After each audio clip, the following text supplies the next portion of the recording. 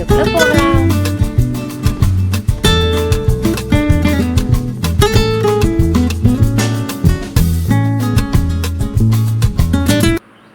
இன்றைக்கி நம்ம வீடியோவில் என்ன பார்க்க போகிறோன்னு பார்த்தீங்கன்னா, நம்ம வீட்டில் சுரக்காய் கூட்டு தான் அம்மா இன்றைக்கி வைக்க போகிறாங்க.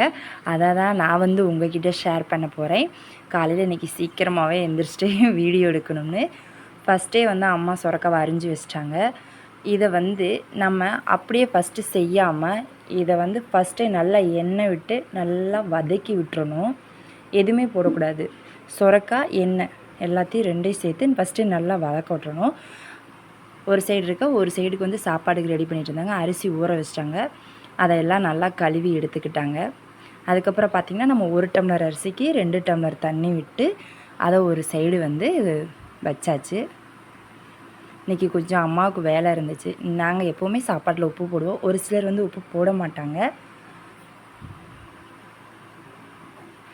அதனால் கொஞ்சம் சீக்கிரமாகவே எந்திரிச்சு அம்மா இன்றைக்கி வேலை செய்ய ஆரம்பிச்சிட்டாங்க. ஒரு சைடு சாப்பாடு, ஒரு சைடு சுரக்காய் கூட்டு வெந்துட்டுருக்குது.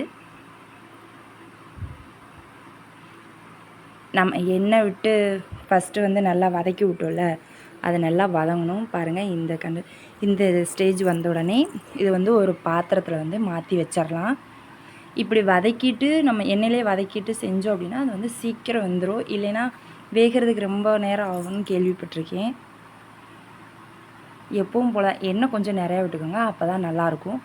எண்ணெய், கடுகு, கருவேப்பில், வெங்காயம் இதையெல்லாம் போட்டு விட்டதுக்கப்புறம் அம்மா இதில் 2 தக்காளி ஆட் பண்ணியிருக்கிறாங்க. நல்லா வதக்கி விடுங்க, நல்லா வதங்கட்டும்.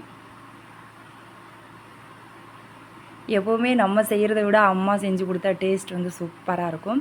ஃபஸ்ட்டு 2 டீஸ்பூன் மிளகாப்பொடி வீட்டில் அரைச்சது தான். இது காய் போட்டதுக்கப்புறம் போடலை. ஃபஸ்ட்டு இதில் போட்டு நல்லா வதக்கி விட்றாங்க. அதுக்கப்புறம் தான் நம்ம வதக்கி வச்ச சுரக்காவை இதில் ஆட் பண்ணிக்கிறாங்க. ரொம்ப தண்ணி விட வேண்டாம். இது குழம்பு கிடையாது, அப்படியே கூட்டு மாதிரி பெசரி சாப்பிட்ற மாதிரி தான் வச்சுருக்கோம். கொஞ்சம் தேவையான அளவு உப்பு போட்டு நல்லா அதை வதக்கி விட்ருங்க. கொஞ்சமாக தண்ணி விட்டுருக்காங்க. ஃபஸ்ட்டு ஒரு 1/2 டம்ளர் தண்ணி மட்டும் அதில் சேர்த்திக்கலாம்.